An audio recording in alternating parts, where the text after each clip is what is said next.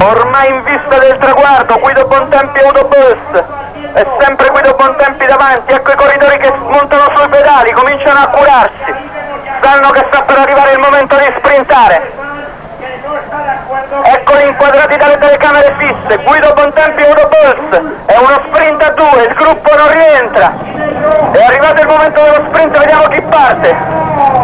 Parte Guido Bontempi, parte Guido Bontempi, Autobus rinuncia addirittura, non prova neanche a contrastarlo, Guido Bontempi vince facile Guido Bontempi, non c'è match.